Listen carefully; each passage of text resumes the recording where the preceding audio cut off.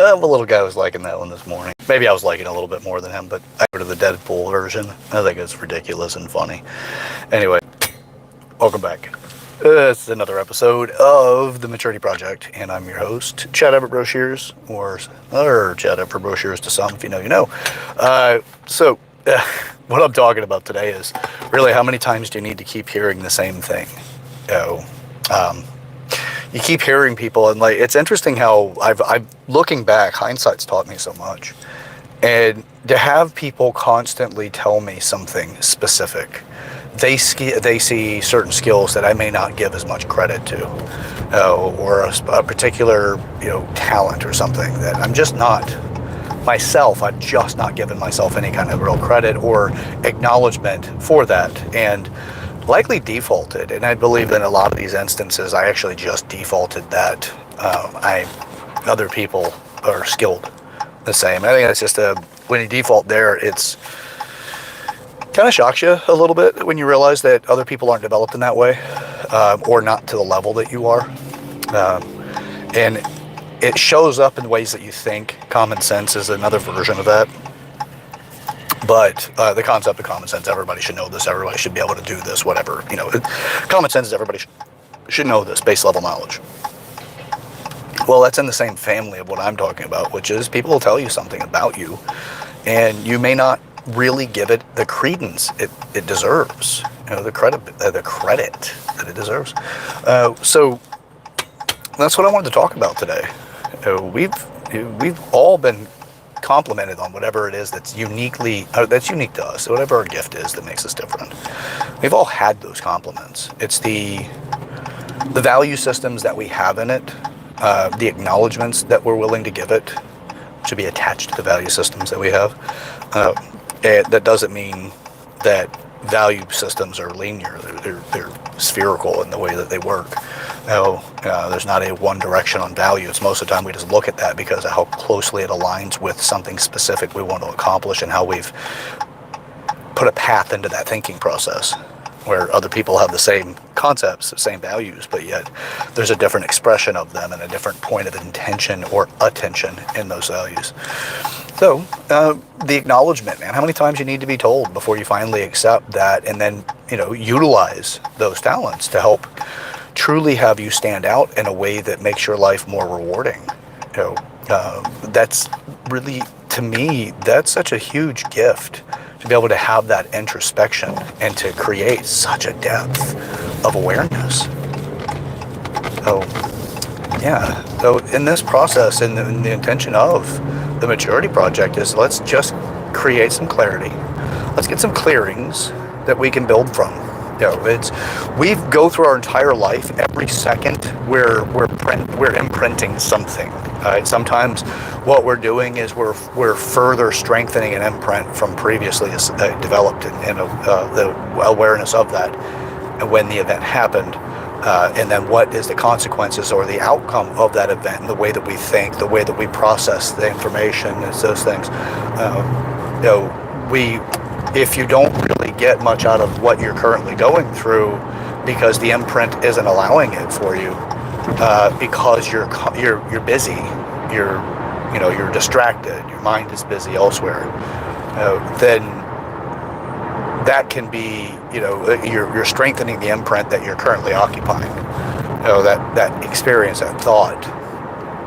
Your mind is not sitting idle. I cannot relate to the experience of an idle mind. I don't know what that's like. I consider it to be such a wonderful gift that my mind doesn't find idle. Even in meditation really isn't truly the complete idling of your mind. It's the creating more of a centristic focus for your mind. People are like, it's where you do nothing. It's true, you do nothing when you meditate. Well, it's where you think nothing. I don't know about that, but that's not my area of expertise. And for me, it's discipline yourself, develop yourself in such a way that it's no longer, an out of control mind that creates so much distress. For me, it's a checklist, man. You got something going on you need to address. And then you start noticing that perhaps your attention levels, and you're more frustrated, but your attention levels are dropping, your frustration increases, and you're just lost in those thoughts that are, that are taking away from your progress. Well, that's because you've offset their lesson. You haven't learned it yet. You haven't learned it to the level of functionality. And the payoff is misassigned or misaligned with something else, not to the actual goal you're planning to achieve, or you don't have clarity in your goal. Either way, it still falls under the same thing. It's just the clarity aspect. So now somebody gives you a compliment. Consider that compliment has a depth of value. Even if it's flattery. Flattery is not a desirable thing, by the way. If you look in the dictionary, flattery is actually, it has a definition for intent to manipulate based off a character trait that you have some sort of pride in or acknowledgement. That's not the exact verbatim, but that's the premise of it, of the definition. I have gotten where I am in the way that I think because I've disciplined my mind and I've disciplined my thinking habits. Now, I'm not where my intended goals are yet. I still have a lot of growing to do. When I say I've got a lot of growing to do, I'm aware I have a lot of growing to do. And then there's areas that I am completely unaware of. Point in time, I will become aware of, and then I'll realize how little I actually am aware of as I continue on that process, because I know I'm not the smartest person on the planet, and the more that I learn, the more I realize that is not who I am. I care to learn. I'm obsessed with being curious and to grow. That's pretty much it. And I hope to help inspire others to have such an obsession, but a healthy one that keeps you in balance, one that actually moves you forward and reduces your strain and the suffering and challenges that you have in life. Now, my education, the technology that I developed is the Maturity Project, which has 8 different areas of maturity, each one intended to help you become better and better about the things in life that'll help you make changes and give more satisfaction to the way that life happens, and be less of a victim of circumstance and more of a creator for the future that you want to experience. That's the 8 different areas of maturity have that. They all work in a way that does bring that all to the surface.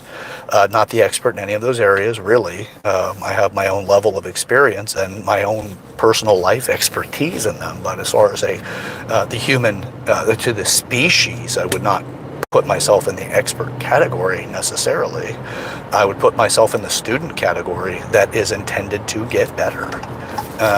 That's it. I'm not special. I mean, I know that people get upset when they hear that, and people that know me, they get frustrated, because I get it when somebody offers you a compliment, especially when it comes from such a sincere place. It sucks when somebody doesn't accept the compliment. It leaves them feeling flat. But I've heard it, and this is not my humble bragging or anything like that. I'm not special. In the sense of just a human being, I just have a significant degree of curiosity.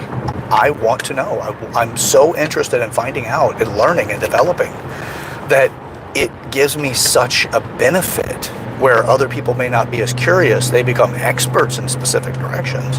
But for me, I can't allow myself to become an expert in any one direction. It just doesn't happen. My ambitions are greater than that. I really want to be able to understand the real potential that human beings have, more so than just what some scientist says, or some authority somewhere tells you that this is the extent of human abilities. It's bigger, it's greater than that. Because when you start combining these 8 different areas, you're a different person. So anyway, take the compliment. You don't know where it's going to lead you, and understand that compliment has value. As I mentioned flattery earlier, flattery doesn't work if the thing that they're appealing to doesn't have any reality to it. Flattery cannot work if there's no way for the person to actually accept that there's a specific trait about them that is standing out and getting appreciated. Is that they're like, that's not me, I don't know what you're talking about. The person's overweight and you're like, you're so skinny. They're immediately going to be like, no, you're wrong, unless they're they have a condition that would actually lead them that direction, which, and that's also, there's a lot of conversation for that, but I'm not going to do it today. But that's the point. Oh, it still has to have something of value for you to really give it credit. All right, that's it for today. Now, again, I'm your host, Chad Everett Broshears. Or search Chad Everett Broshears for some. If you know, you know. Now, this is the Maturity Project. Now, please share this video with the people in your life you want to break the ice with, and to have a conversation that truly is meaningful and makes a difference for you and for others. Break the ice, man. Use it. You can use the video for that. Share, like, and subscribe. Don't forget to subscribe to the channel. Like the video. Comment in the comment section. Let me know what you're taking out of it. All right. Till next time, we got a world to work on, but really, we got to get started on ourselves. So, until next time, we'll see you guys.